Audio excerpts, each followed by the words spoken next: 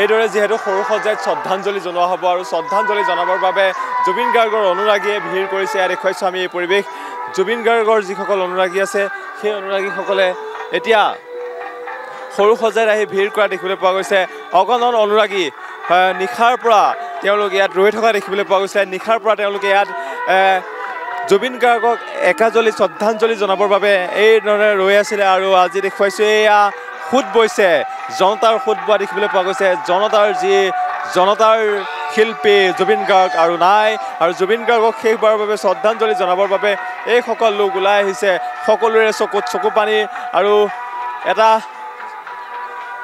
দেখুৱাইছোঁ এই পৰিৱেশ। এই মুহূৰ্তত জুবিন গাৰ্গক চাবৰ বাবে একাজলি শ্ৰদ্ধাঞ্জলি জনাবৰ বাবে এনেধৰণে দলে বলে আহিছে জুবিন গাৰ্গৰ অনুৰাগী, জুবিন গাৰ্গৰ ফ্ৰেণ্ড।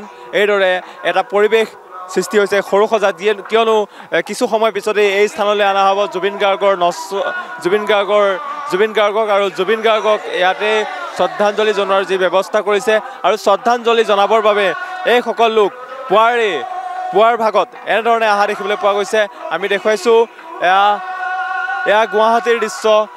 গুৱাহাটীত এক জনসমুদ্ৰলৈ পৰিণত হৈছে। বিভিন্ন প্ৰান্তৰ পৰা লোকসকল আহিছে জুবিন গাৰ্গক শেষবাৰৰ বাবে শ্ৰদ্ধাঞ্জলি জনাবৰ বাবে। আৰু মায়াবিনী ৰাতিৰ বুকুৰ গানত এতিয়া বিলীন হৈছে সকলো। আৰু আমি এই দৃশ্য এই মুহূৰ্তত দেখুৱাইছোঁ যে জুবিন গাৰ্গক চাবলৈ এয়া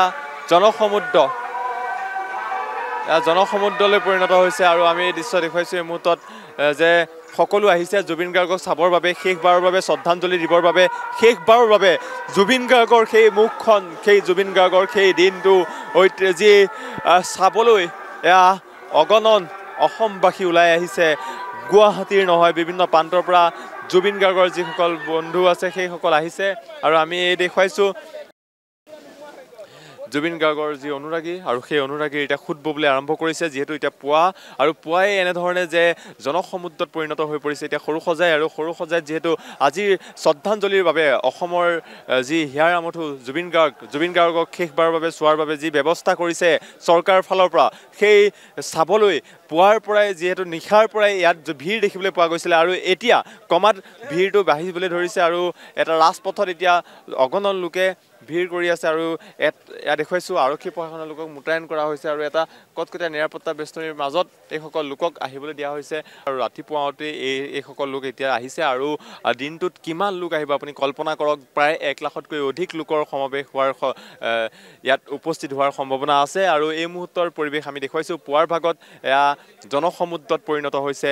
শেষবাৰৰ বাবে যিহেতু অসমৰ হিয়াৰ আমঠুৰ জুবিন গাৰ্গক চাবলৈ এয়া জনসমুদ্ৰ। আৰু এই মুহূৰ্তত জুবিন গাৰ্গৰ যি দেখুৱাইছে এই মুহূৰ্তত গুৱাহাটীৰ নহয়, বিভিন্ন প্ৰান্তৰ পৰা এইসকল লোকে আহি ভিৰ কৰা দেখিবলৈ পোৱা গৈছে।